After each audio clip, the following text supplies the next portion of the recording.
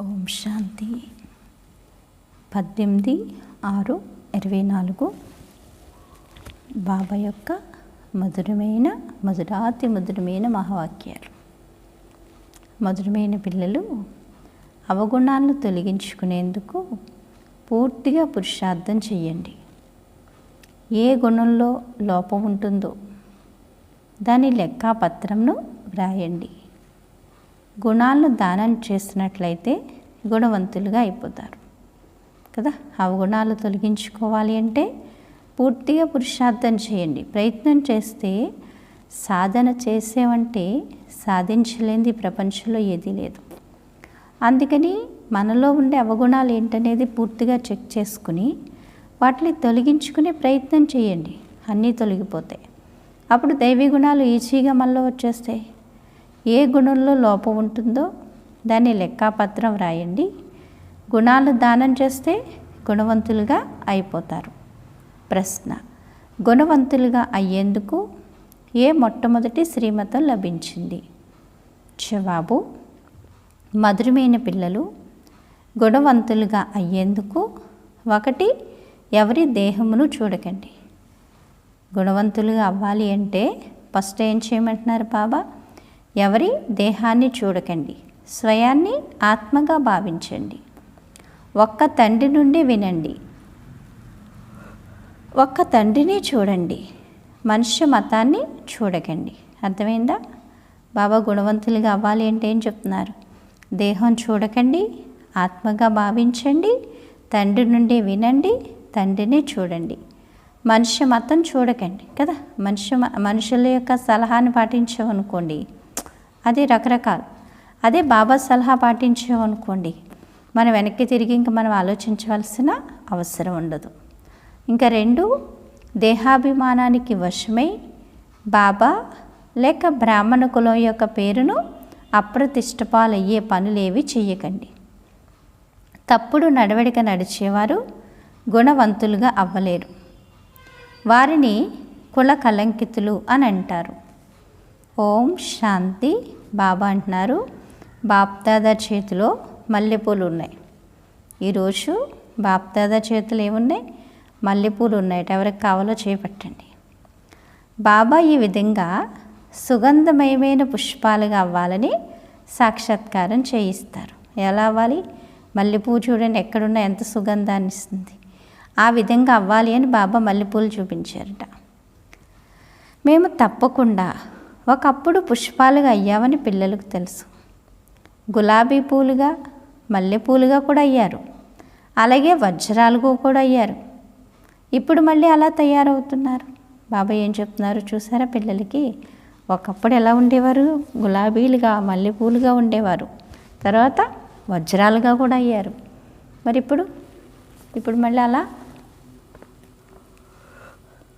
తయారవుతున్నారా లేదా? ఇప్పుడు సత్యముగా ఉన్నారు. ఇంతకుముందు అసత్యంగా ఉండేవారు. అంతా అసత్యమే. అసత్యము, సత్యము అంశం కూడా లేదు. ఇప్పుడు పిల్లలైన మీరు సత్యంగా అవుతారు. ఈ సత్యమైన వారిలో అన్ని గుణాలు కూడా కావాలి. ఎవరిలో ఎన్ని గుణాలు ఉంటాయో అంతగా ఇతరులకు కూడా దానం చేసి తమ సమానంగా తయారు చేయగలుగుతారు. కావున పిల్లలు మీ గుణాల లెక్కాపత్రం రాయండి అని బాబా పిల్లలకు చెప్తారు. నాలో ఏ అవగుణము లేదు కదా, దైవీ గుణాల్లో ఏ లోపం ఉంది అని రోజు రాత్రివేళ మీ లెక్కాపత్రాన్ని వ్రాయండి. ఏం చెప్తున్నారు? నాలో ఏ అవగుణం లేదు కదా అని చూసుకోండి. 1. తర్వాత దైవీ గుణాలు కదా, 16 కళ్ళు. ఎన్ని దేవతల్లో అయితే మంచి గుణాలు ఉన్నాయో, దయ, ప్రేమ, క్షమ, కరుణ కదా. ఇంకా అలా ఏ గుణాలు నాలో ఉన్నాయి, ఇంకా ఎన్ని లేవు, వాటిని చూసుకోండి. ప్రపంచంలోని మనుషుల విషయమే వేరు. ఇప్పుడు మీరు మనుషులు కారు కదా. మీరెవరు మరి? మీరు మనుషులు కారు కదా అంటున్నారు బాబా. ఎవరు మరి చెప్పండి? ఇప్పుడు మీరు బ్రాహ్మణులు, ఇంకా దేవతలైతే కాదు. మనుషులంతా మనుషులుగానే ఉన్నా కానీ ప్రతి ఒక్కరి గుణాల్లో, నడవడికలోనూ తేడా ఉంటుంది. మాయా రాజ్యంలో కూడా కొందరు మనుషులు చాలా మంచి గుణవంతులుగా ఉంటారు. కానీ వారికి తండ్రిని గూర్చి తెలియదు. చాలా ధార్మిక మనుషులు సున్నిత హృదయులుగా ఉంటారు. ప్రపంచంలోని మనుషుల గుణాలు రకరకాలుగా ఉంటాయి. మళ్ళీ ఎప్పుడైతే దేవతలుగా అవుతారో అప్పుడు అందరిలోనూ దైవీ గుణాలు ఉంటాయి.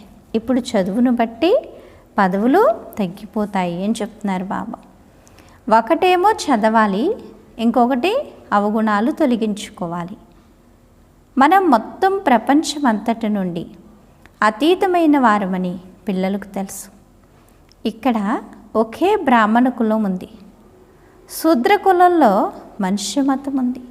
బ్రాహ్మణ కులంలో ఈశ్వరీయ మతం ఉంది. శూద్రుల్లో మనుషుల యొక్క సలహాలు. ఈ మనకి భగవంతుడి యొక్క సలహా ఏది కరెక్ట్ చెప్పండి? ఈశ్వరుని యొక్క సలహా తీసుకుంటే ఇంకా వెనక్కి తిరిగి చూడాల్సిన అవసరం లేదు. ఎందుకంటే బాబా ఏది చెప్తే అలా మనం ఏం చేయొచ్చు. శిరస మొట్టమొదట మీరు బాబా పరిచయాన్ని ఇవ్వాలి. ఫలానా వారు వాదిస్తున్నారని మీరు చెప్తారు. బ్రాహ్మణులమైన మేము అనగా బీకేలము ఈశ్వరీయ మతంపై నడుస్తున్నామని వ్రాయండి. అప్పుడు వీరికన్నా ఉన్నతమైన వారు ఇంకెవరూ లేరని అర్థం చేసుకుంటారని బాబా అర్థం చేయిస్తారు. బాబా ఏమంటున్నారు? మేము బీకేలు అంటే బ్రహ్మకుమారి కుమారులం, బ్రాహ్మణులమైన మేము ఈశ్వరీయ మతంపై నడుస్తున్నామని చెప్పండి. మేము భగవంతుడి సలహా ప్రకారంగా నడుస్తున్నామనండి.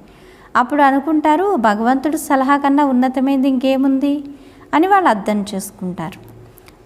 ఉన్నతమైన వాడు ఎవరు చెప్పండి? భగవంతుడు ఒక్కడే. కావున వారి పిల్లలైన మేము కూడా వారి మతంపై నడుస్తున్నాం. మనం భగవంతుడి పిల్లలం కాబట్టి ఆయన సలహా ప్రకారంగానే నడుస్తున్నాం. మేము మనుష్య మతంపై నడవడం లేదు. మేము ఈశ్వరీయ మతంపై నడుస్తూ దేవతలుగా అవుతాము. మనుష్య మతాన్ని పూర్తిగా వదిలివేశామని చెప్పండి. అప్పుడు మీతో ఎవ్వరూ వాదించలేరు. ఇది ఎక్కడి నుండి విన్నారు, వీటిని ఎవరు నేర్పించారు అని ఎవరైనా అంటే మేము ఈశ్వరీయ మతంపై నడుస్తున్నాము అని అంటారు. మీకు ఇది అంతా ఎవరు నేర్పిస్తున్నారు? మీకు ఎవరు నేర్పించారు? మిమ్మల్ని ఎవరు ఇలా తయారు చేస్తున్నారు? మీరు ఇంత ఖుషీగా ఉండడానికి కారణం ఏంటని అడుగుతారు. మేము ఎవరి పిల్లలం? మేము ఈశ్వరుని పిల్లలం. మేము ఈశ్వరుని మతంపై నడుస్తున్నాం కదా, అందుకే మేము ఎలా ఉన్నాం? ఇంత ఖుషీగా ఉన్నాం. ఎందుకంటే మా బాధ్యతలన్నీ మా బరువులన్నీ ఎవరికి ఇచ్చేసాం? ఈశ్వరుడైన పరమాత్మ తండ్రికి ఇచ్చేసాం అని చెప్పండి. ప్రేరణ విషయమేమీ లేదు. స్వయంగా అనంతమైన తండ్రియగు ఈశ్వరుని ద్వారా మేము అర్థం చేసుకున్నాం. భక్తి మార్గపు శాస్త్రాల మతంపై మేము ఎంతో కాలం నడిచాం. ఇప్పుడు మాకు ఏం లభించింది? ఈశ్వరీయ మతం లభించింది అని చెప్పండి. ఎవరి సలహా లభిస్తోంది మనకి? భగవంతుడి యొక్క సలహా. బాబా అంటారు పిల్లలైన మీరు బాబా మహిమనే చేయాలి. మొట్టమొదట మేము ఈశ్వరీయ మతంపై నడుస్తున్నామన్న ఈ విషయాన్ని వారి బుద్ధిలో కూర్చోబెట్టాలి. మేము మనుష్య మతంపై నడవము, వినము. మనుష్య మతపు చెడును వినకండి, చెడును చూడకండి అని ఈశ్వరుడు చెప్పాడు కదా. ఏం చేయకండి? చెడు వినకండి, చెడు చూడకండి, చెడు మాట్లాడకండి. ఈ మూడింటికన్నా ముందు చేయాల్సింది ఇంకొకటి ఉంది. ఏంటది? చెడు ఆలోచించకండి. ఎందుకంటే ఆలోచన విధానాన్ని బట్టే ఈ మూడు పనులు జరుగుతాయి. అసలు సంకల్పంలోనే లేదనుకోండి చెడు అనేది, ఇంకా మాటలో కానీ కర్మలో కానీ రాదు కదా. అందుకని వినకండి, చెప్పకండి, మాట్లాడకండి. ఆత్మనే చూడండి, శరీరాన్ని చూడకండి. ఇది పతిత శరీరం, దీన్ని చూసేదేముంది? ఈ కనులతో దీన్ని చూడకండి.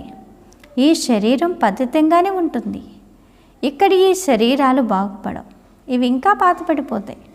ఆత్మయే ప్రతిదినము బాగుపడుతుంది. ఆత్మయే అవినాశి. కావున చెడు చూడకండి అంటున్నారు బాబా. శరీరాన్ని కూడా చూడకూడదు అని బాబా అంటారు కదా. ఈ శరీరాన్ని కూడా చూడకండి, ఎందుకంటే ఈ శరీరం వినాశి, ఆత్మ అవినాశి. బాబా అంటారు దేహ సహితంగా దేహ సంబంధాలు ఏవైతే ఉన్నాయో వాటన్నిటినీ మర్చిపోవాలి. ఆత్మనే చూడండి.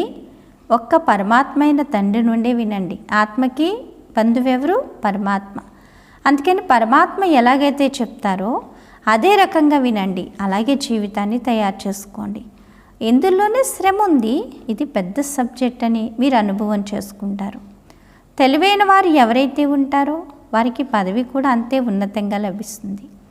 క్షణంలో జీవన్ముక్తి లభించగలదు. కానీ పూర్తి పురుషార్థం చెయ్యకపోతే శిక్షలు కూడా ఎంతో అనుభవించవలసి వస్తుంది.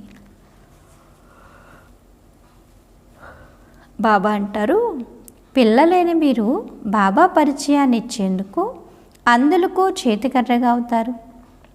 ఆత్మను చూడడం జరగదు, తెలుసుకోవడమే జరుగుతుంది.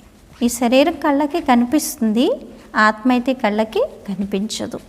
అందుకే ఆత్మని తెలుసుకోవాలి. ఆత్మ ఎక్కడుంటుంది? ఈ బ్రుక్టి మధ్యలో ఉంటుంది కదా. అందుకే మనం ఏం చేస్తాం?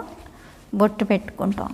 అలాగే ఆత్మబిందు, పరమాత్మ బిందు. అందుకే దేవుడి దగ్గర దీపం పెట్టేటప్పుడు ఏం చేస్తారు? 2 ఒత్తులు వేసి వెలిగిస్తారు.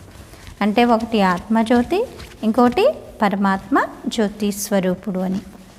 ఆత్మ ఎంత చిన్నది! ఈ ఆకాశతత్వంలో మనుషులు ఎంత స్థానాన్ని తీసుకుంటారో చూడండి. మనుషులైతే వస్తూ వెళ్తూ ఉంటారు కదా. ఆత్మ ఏమైనా వచ్చి వెళ్తూ ఉంటుందా? ఆత్మకు ఎంత చిన్నని స్థానం ఉంటుంది. ఇది ఆలోచించవలసిన విషయం. ఆత్మల గుంపు ఉంటుంది. శరీరంతో పోల్చి చూస్తే ఆత్మలు ఎంత చిన్నవి, అవి ఎంత చిన్న స్థానాన్ని తీసుకుంటాయి. మీకైతే ఉండేందుకు ఎంతో స్థానం కావాలి కదా. ఈ శరీరాలు ఉండాలంటే బోల్డంత ప్లేస్ కావాలి. ఆత్మకైతే అవసరం లేదు. బాబా అంటారు, ఇప్పుడు పిల్లలైన మీరు విశాల బుద్ధి కలవారిగా అయ్యారు. తండ్రి కొత్త ప్రపంచ స్థాపన కొరకు కొత్త విషయాలు అర్థం చేయిస్తారు. మరియు తెలియచేసేవారు కూడా కొత్తవారే. మనుషులైతే అందరి నుండి దయను కోరుకుంటూ ఉంటారు. తమపై తాము దయ చూపించుకునే శక్తి లేదు. మీకు ఆ శక్తి లభిస్తుంది. మీరు తండ్రి నుండి వారసత్వాన్ని తీసుకున్నారు కదా. తండ్రి నుండి ఏం చేస్తున్నారు? వారసత్వాన్ని తీసుకుంటున్నారు. ఇంకెవరిని దయార్థ హృదయులు అని అనడం జరగదు. బాబా అంటారు, మనుషులను ఎప్పుడూ దేవతలు అని అనజాలరు. దయార్థ హృదయులని అనడం జరగదు. బాబా అంటారు, దయార్థ హృదయుడు ఎవరు? ఒక్క తండ్రియే. వారు మనుషులను దేవతలుగా తయారు చేస్తారు.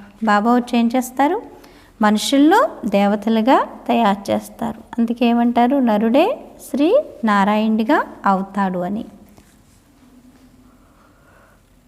కావున్నే పరంపిత పరమాత్మ మహిమ అపారమైంది.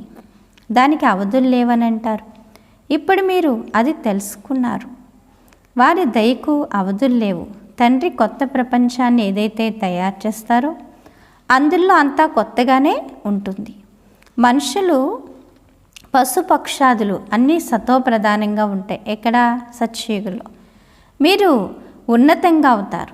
కావున మీ ఫర్నిచర్ కూడా అంత ఉన్నతంగా ఉంటుంది అన్న గాయనం చేయబడ్డది. తండ్రిని కూడా ఉన్నతోన్నతుడు అని అంటారు. వారి ద్వారా విశ్వరాజ్యాధికారం లభిస్తుంది. నేను అరచేతిపై వైకుంఠాన్ని తీసుకువస్తానని బాబా స్పష్టంగా అంటారు.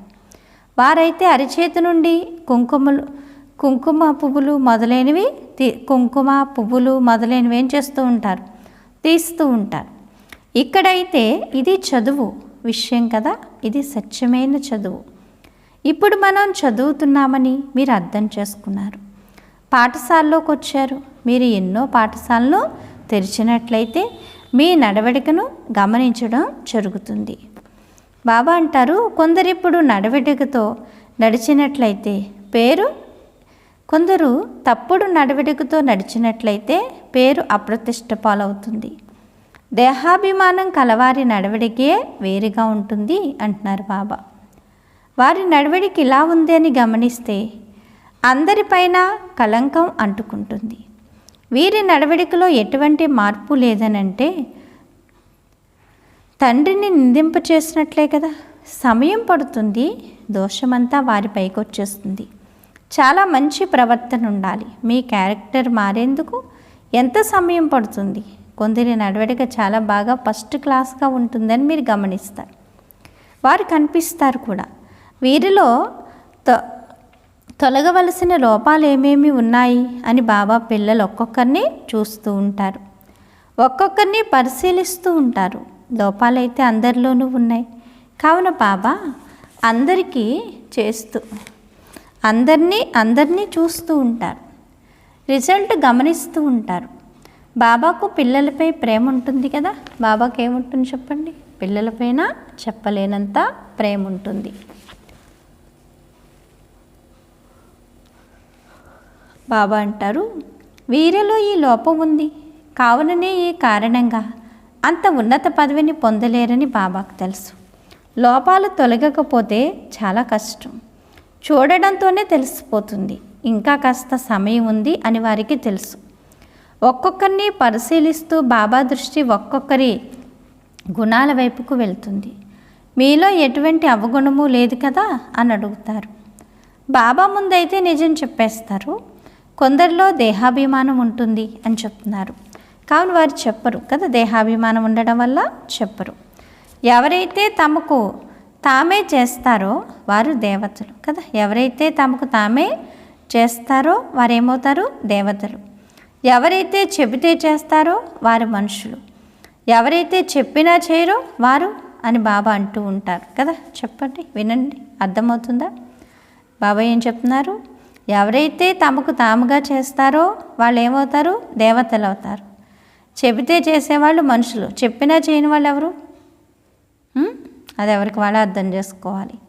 ఈ జన్మలోని లోపాలు ఏవైతే ఉన్నాయో వాటన్నిటినీ బాబా ముందు మీకు మీరే చెప్పేయండి అని బాబా అంటారు. అర్థమైందా?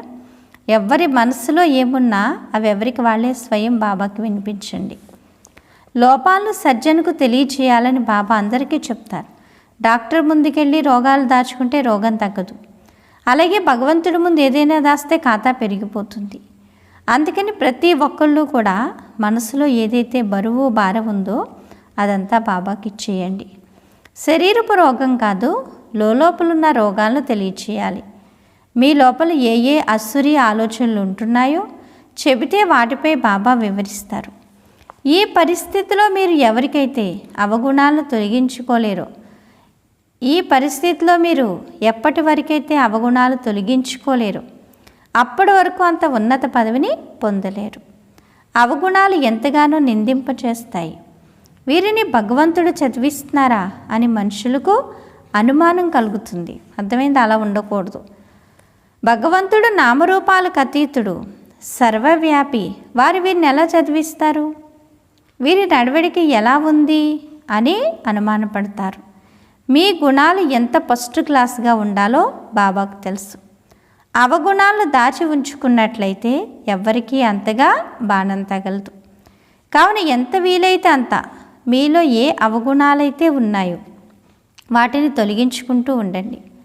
మాలో ఏ లోపాలు ఉన్నాయి అని నోట్ చేసుకోండి.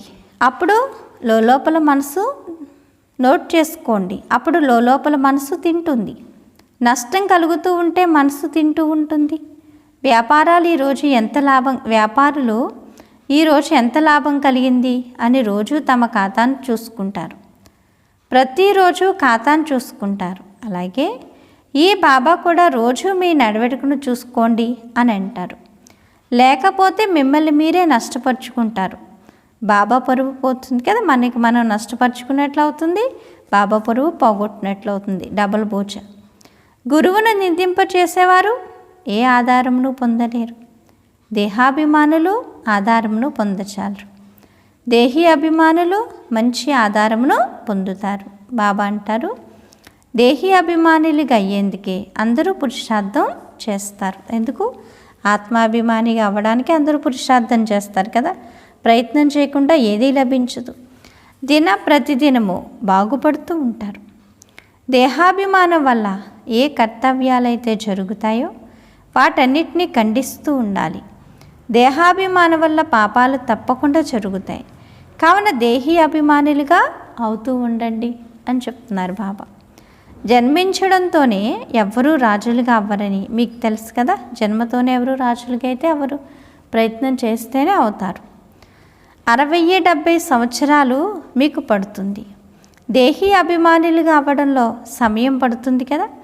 ఇది కూడా మీరు అర్థం చేసుకున్నారు అంటున్నారు బాబా. ఇప్పుడు మనం తిరిగి వెళ్ళాలి. బాబా వద్దకు పిల్లలు వస్తారు కదా.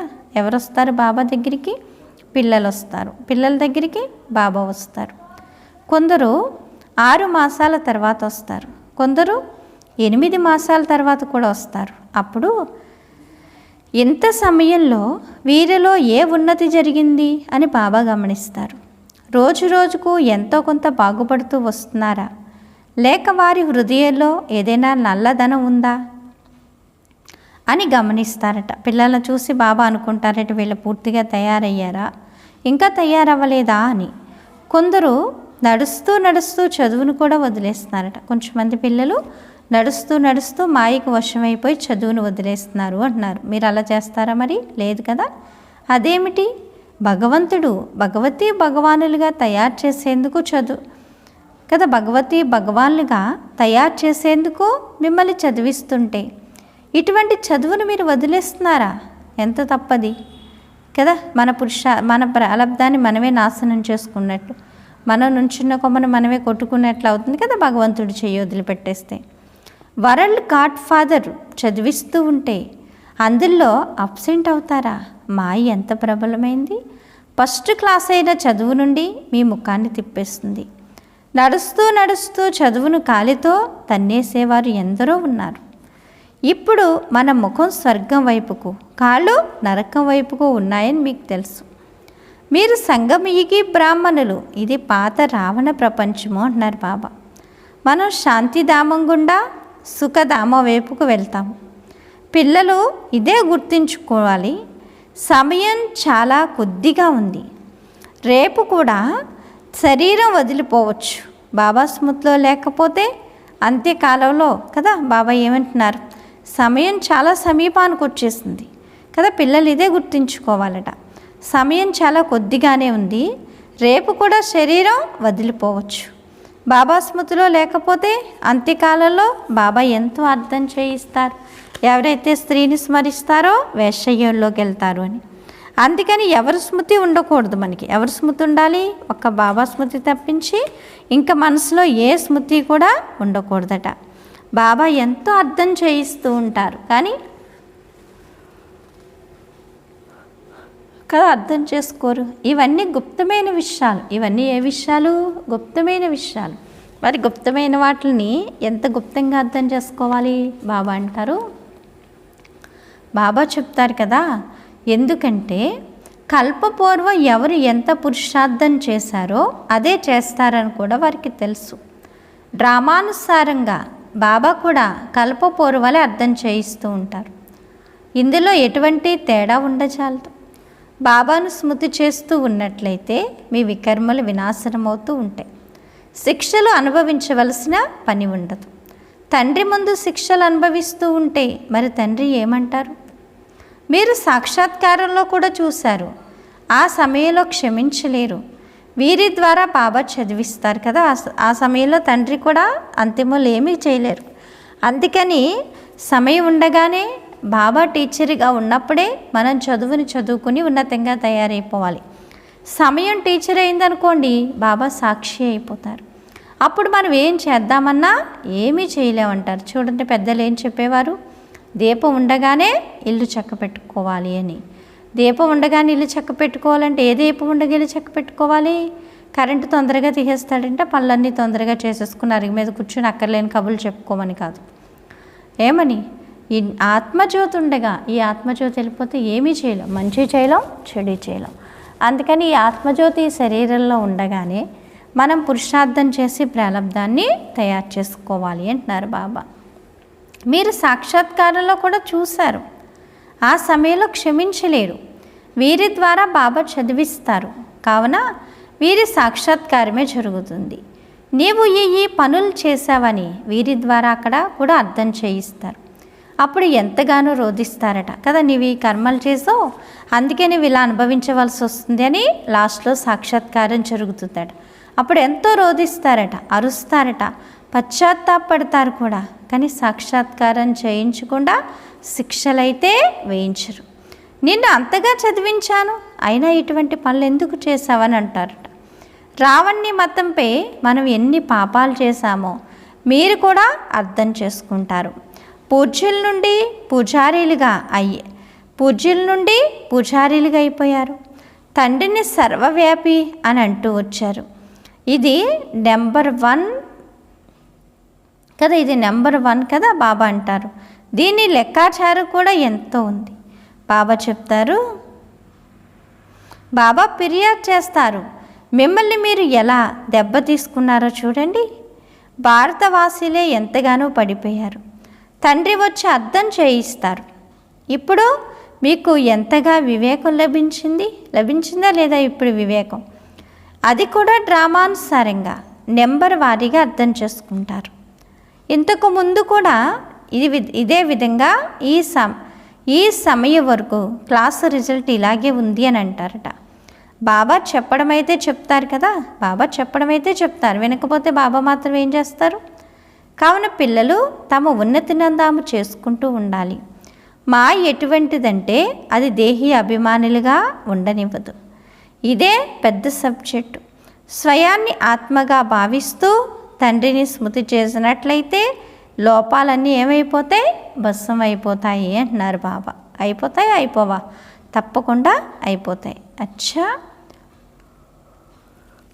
మధురాతి మధురమైన ఆత్మీక పిల్లలకు మాతాపిత బాప్దాదాల ప్రియ స్మృతులు మరియు గుడ్ మార్నింగ్.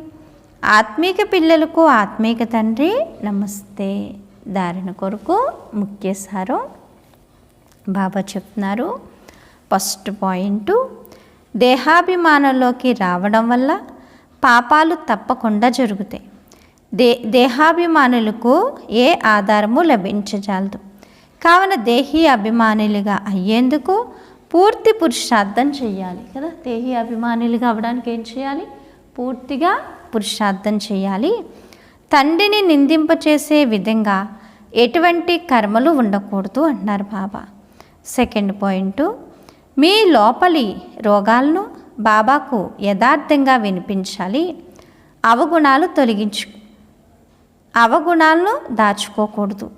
నాలో ఏమేమి అవగుణాలు ఉన్నాయని మిమ్మల్ని మీరు పరిశీలించుకోవాలి. చదువు ద్వారా స్వయాన్ని గుణవంతులుగా తయారు చేసుకోవాలి.